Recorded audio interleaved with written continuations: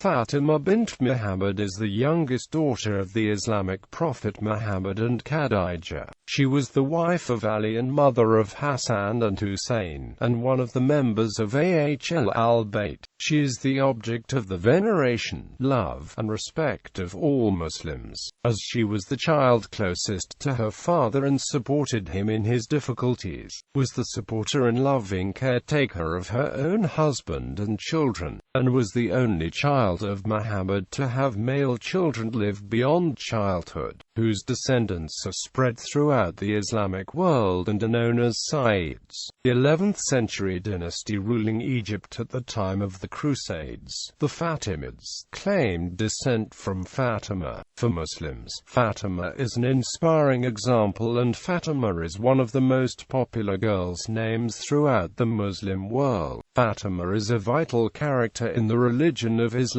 and is considered a role model for all Muslim women. Although there is controversy between different sects of Islam regarding her political role, she is the daughter of Muhammad and is loved and venerated by all Muslims. Birth: Fatimah was born in Mecca to Khadijah, the first of Muhammad's wives. There are differences of opinion on the exact date of her birth, but the widely accepted view is that she was born 5 years before the first Quranic revelations, during the time of the rebuilding of the Kaaba in 605, although this does imply she was over 18 at the time of her marriage, which was unusual in Arabia. 12 Shia sources, however, state that she was born either 2 or 5 years after the first Quranic revelations, but that timeline would imply her mother was over 50 at the time of her birth. Fatimah had 3 sisters named Zainab, Kulthum, and Ruqayya, and 2 brothers named Tayyib and Kashim respectively, while Sunnis believe Zainab, Ruqayya, and Kulthum to be the other daughters of Muhammad. Shias believe that they were actually the daughters of Hala, the sister of Khadijah, who were adopted by Muhammad and Khadijah at her death. A strong reason given by the Shia scholars for this belief is the event mentioned in the Qur'an, in which there is no reference of the presence of any other female apart from Fatimah. However, Sunnis accept that Muhammad had 4 daughters, all from Khadijah. Iranians celebrate Fatimah Zahra's birth anniversary, which is also designated as Mother's Day in the country. Titles: Fatimah is given many titles by Muslims to show their admiration of her moral and physical characteristics. The most used title is al-Zahra, meaning the Shining One, and she is commonly referred to as Fatimah Zahra. She was also known as al-Bayt.She, as she spent much of her time in prayer, reciting the Qur'an and in other acts of worship. Besides, amongst 125 famous veneration titles, she has also been honored with the title of al-Aima, Kunya-Azamabiyya, al-Hasanain, al-Hasan, al-Hussein, al-Aima. Early life: following the birth of Fatimah, she was personally nursed, especially she was brought up by her father, contrary to local customs where the newborn were sent to wet nurses in surrounding villages. She spent her early youth under the care of her parents in Mecca in the shadow of the tribulations suffered by her father at the hands of the Quraysh. One time, while Muhammad was performing the Salat in the Kaaba, Amr ibn Hisham and his men poured camel placenta over him. Fatimah, upon hearing the news, rushed to her father and wiped away the filth while scolding the men. Following the death of her mother, Fatimah was overcome by sorrow and found it very difficult to come to terms with her death. She was consoled by her father, who informed her that he had received word from Angel Gabriel that God had built for her a palace in paradise. Marriage: many of Muhammad's companions asked for Fatimah's hand in marriage, including Abu Bakr and Umar. Muhammad turned them all down, saying that he was awaiting a sign of her destiny. Ali, Muhammad's cousin, also had a desire to marry Fatimah. When he went to see Muhammad, he could not vocalize his intention but remained silent. Muhammad understood the reason for his being there and prompted Ali to confirm that he had come to seek Fatimah in marriage. He suggested that Ali had a shield, which if sold, would provide sufficient money to pay the bridal gift. Muhammad put forward the proposal from Ali to Fatimah, who remained silent and did not reject the proposal like the previous ones. Muhammad took this to be a sign of affirmation and consent. The actual date of the marriage is unclear, but it most likely took place in 623, the second year of the Hijrah, although some sources say it was in 622.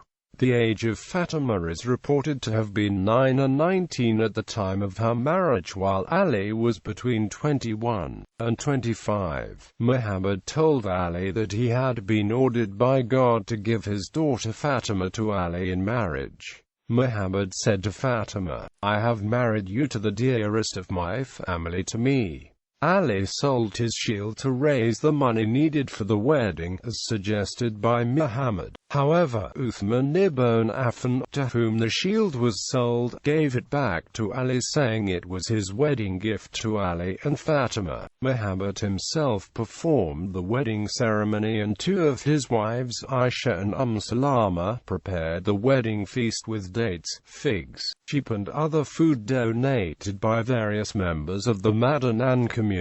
According to Hussein Nasser, the marriage possesses a special spiritual significance for all Muslims because it is seen as the marriage between the greatest saintly figures. Surrounding Muhammad, the marriage lasted about 10 years and ended when Fatimah died. Although polygyny is permitted by Islam, Ali did not marry another woman while Fatimah was alive. Life before the death of Muhammad. A humble life. After her marriage to Ali, the couple led a humble life in contrast to her sisters, who were all married to wealthy individuals. Ali had built a house not too far from Muhammad's residence where he lived with Fatimah. However, due to Fatimah's desire to be closer to her father, Mhhossein donated his own house to them. For several years after her marriage, she did all of the work by herself. The shoulder on which she carried pitchers of water from the well was swollen, and the hand with which she worked the hand mill to grind corn were often covered with blisters. Fatimah vouched to take care of the household work, make dough, bake bread, and clean the house. In return, Ali vouched to take care of the outside work such as gathering firewood and bringing food. Ali worked to irrigate other people's lands by drawing water from the wells. The circumstances were akin to many of the Muslims at the time and only improved following the Battle of Khaybar, when the produce of Khaybar was distributed among the poor. When the economic situations of the Muslims become better, Fatimah gained some maids but treated them like her family and performed the house duties with them. Another reference to the simple life comes to us from the Tasbih of Fatimah, a divine formula that was first given to Fatimah when she asked her father for a kanz in order to help her with household chores. Her father asked her if she would like a gift instead that was better than a servant and worth more than everything in the world. Upon her ready agreement, he told her to recite at the end of every prayer the great exaltation, Allahu Akbar, 34 times, the statement of absolute gratitude, Alhamdulillah, 33 times, and the invocation of divine glory, Subhanallah, 33 times, totaling 100. This collective prayer is called the Tasbih of Fatimah.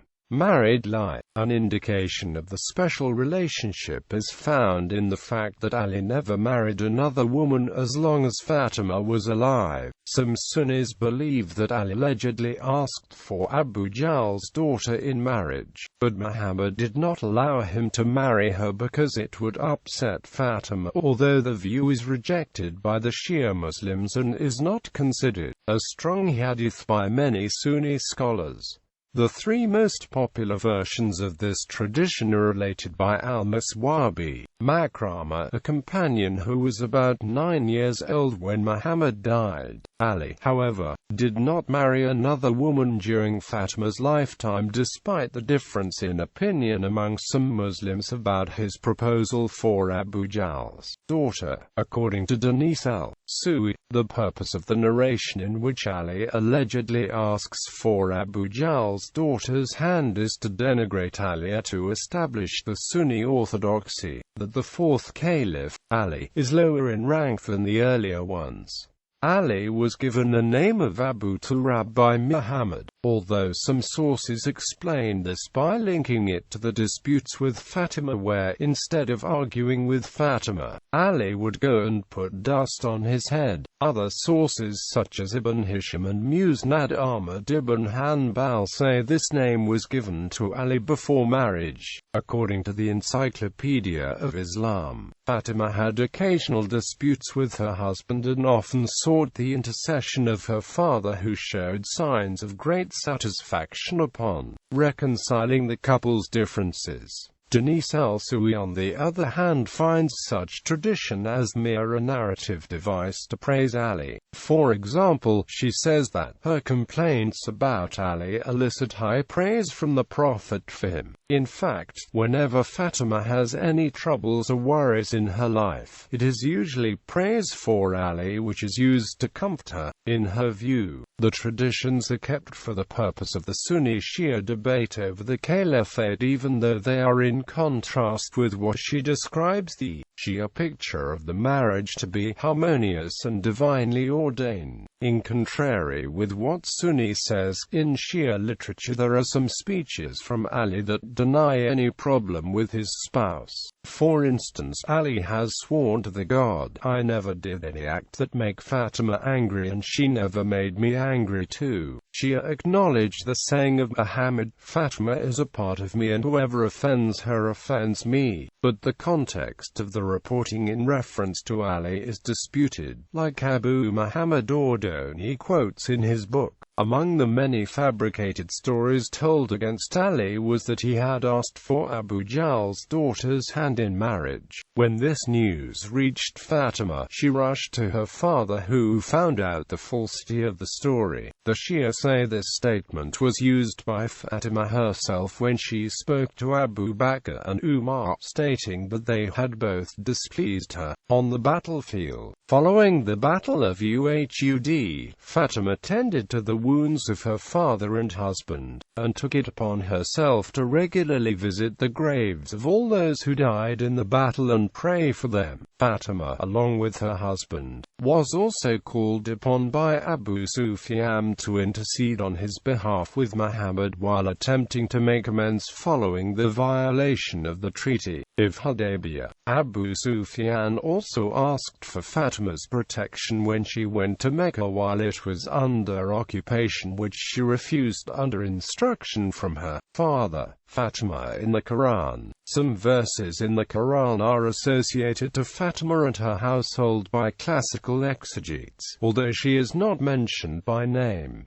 According to J.D. McAuliffe, two of the most important verses include the verse of purification, which is the 33rd ayah in Surah Al-Ahzab and the 61st ayah in Surah Al-Imran. In the first verse, the phrase "people of the house" is ordinarily understood to consist of Muhammad, Fatima, her husband Ali and the two sons. The second verse refers to an episode in which Muhammad proposed an ordeal of mutual adjuration to a delegation of Christians. Fatima, according to the occasion for the revelation of this verse, was among those offered by Muhammad as witnesses and guarantors. Muslim exegesis of the Quranic verse 342 links the praise of Mary, the mother of Jesus, with that of Fatima based on a quote attributed to Muhammad that lists the outstanding women of all time as Mary, Asiya, Khadijah and Fatima. Fatimah. Life after the death of Muhammad. Caliphate of Abu Bakr. For the few months that she survived following the death of her father, Fatimah found herself at the center of political disunity. Differing accounts of the events surrounding the commencement of the caliphate exist, which were the cause of the Shia and Sunni split.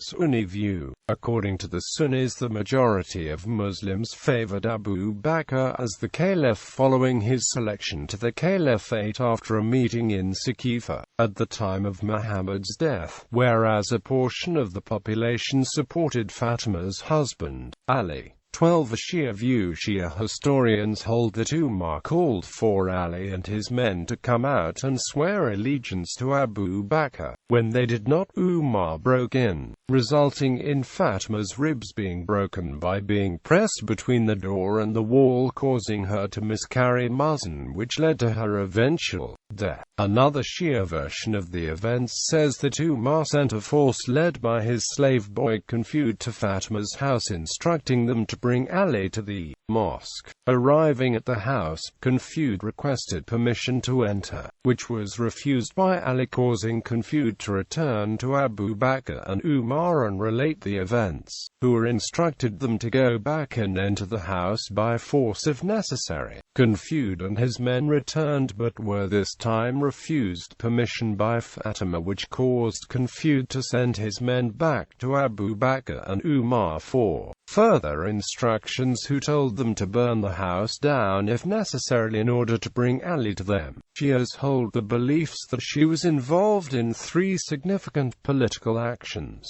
First, after the conquest of Mecca, she refused her protection to Abu Sufyan. Second, after Muhammad's death, she defended Ali's cause, fiercely opposed the election of Abu Bakr, and had violent disputes with him and particularly with Umar. Third, she laid claim to the property rights of her father and challenged Abu Bakr's categorical refusal to cede them, particularly Fadak and a share in the produce of Khaybar. Inheritance. Unlike the ascetic who has renounced the affairs of the world, both the historical and hagiographical sources about Fatimah al-Zahra document her active participation in domestic and public life. One particular event is recounted in all of the histories, both Shia and Sunni: the dispute over the land Fatimah received from her father at Fadak. Her knowledge of her legal rights and desire for justice indicate that she was a woman involved in the affairs of society. After the death of her father, Fatimah approached Abu Bakr and asked him to relinquish her share of the inheritance from Muhammad's estate. Fatimah expected the land of Fadak from Medina, and a share of Khaybar would be passed on to her as part of her inheritance.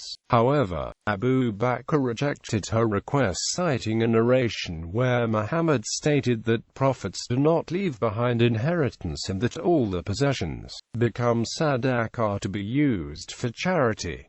Fatimah was upset at this flat refusal by Abu Bakr and did not speak to him until her death. Shias contend that Fadak had been given to Fatimah by Muhammad and Abu Bakr was wrong in not allowing her to take possession of it. Death. Sunni view. Sunnis believe that Fatimah reconciled her differences with Abu Bakr prior to her death, while Shia Muslims believe that her anger with him remained. According to Sunni historical accounts, Fatimah died as a result of separation from her beloved father. Sufi scholar Muzaffar Ozak writes, "After our master had honored the world of the hereafter, Fatimah would neither eat nor drink, and she forgot all laughter and joy. She had an apartment built for her in which she stayed by night and day, weeping her heart out for her beloved father." Shia view. Following the farewell pilgrimage, Muhammad summoned Fatimah and informed her that he would die soon, and also told her that she would be the next of his household to die. After Muhammad's subsequent passing, Fatimah was grief-stricken and remained so until she herself died less than 6 months later, on 10th Jumada al-Awwal. She passed the time sobbing and sighing, and nothing could take away her grief. As soon as she she had done her household chores and taken care of her husband Ali and the sons Hasan and Hussein, she would continue weeping, "O my beloved father, to whom have you left your Fatimah?" 6 months went by in this fashion till Fatimah got so thin that there was nothing left of her but skin and bones. Shia believe that Fatimah died as a result of injuries sustained after her house was raided by Umar ibn al-Khattab, who Shia accuse of threatening to set fire to the house.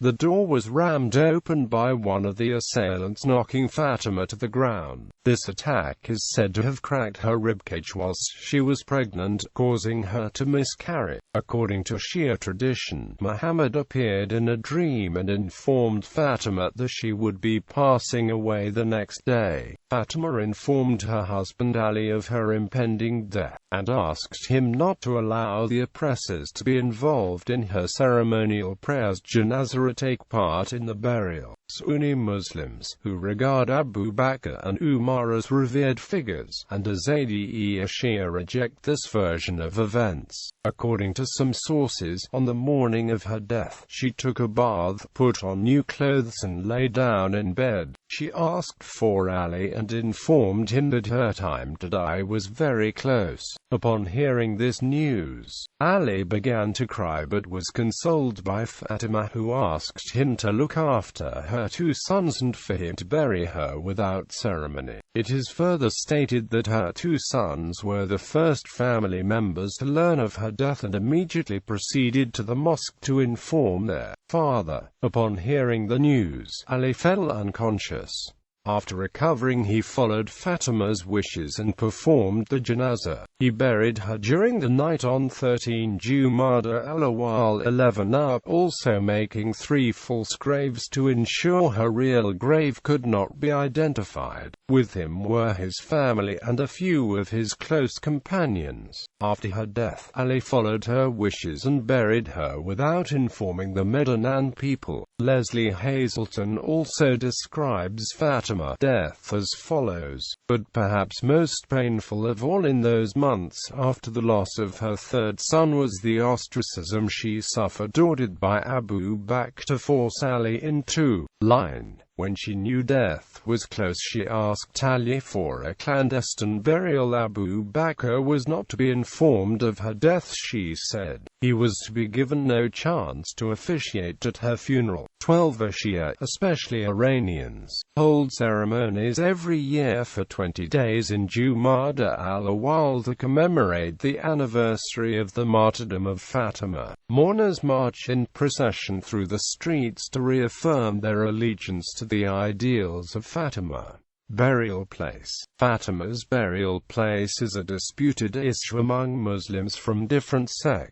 It is said that Ali ibn Abi Talib buried his wife in an unknown location, because it was Fatimah's decision. According to Madalung, in the succession to Muhammad, the secret burial was done with the aim of avoiding the presence of caliph. Different locations have been mentioned as the possible burial places of Fatimah, some of which are said to be nearer to fact. Al-Bayt, her house, and between the Prophet's tomb and his minbar, the possible place of her grave. Descendants. Fatimah was survived by 2 sons, Hasan and Hussein, and 2 daughters, Zainab and Kulthum. Controversy surrounds the fate of her 3rd son, Mhhossein. Shias and some Sunni scholars such as Ibn Abi al-Hadid say that she miscarried following an attack on her house by Abu Bakr and Umar, while other Sunnis insist that Mhhossein died in his infancy of natural causes. Modern descendants of Muhammad trace the lineage exclusively through Fatimah, as she was the only surviving child of Muhammad. Muhammad had no sons who reached adulthood. Fatimah's descendants are given the honorific title Sayyid, Sharif, and respected by both Sunni and Shia, though the Shias place much more emphasis and value on the distinction. Views. Muslims regard Fatimah as a loving and devoted daughter, mother, wife, a sincere Muslim, and an exemplar for women. It is believed that she was very close to her father, and her distinction from other women is mentioned mentioned in many hadith. After Khadijah, Muslims regard Fatima as the most significant historical figure, considered to be the leader of all women in this world and in paradise.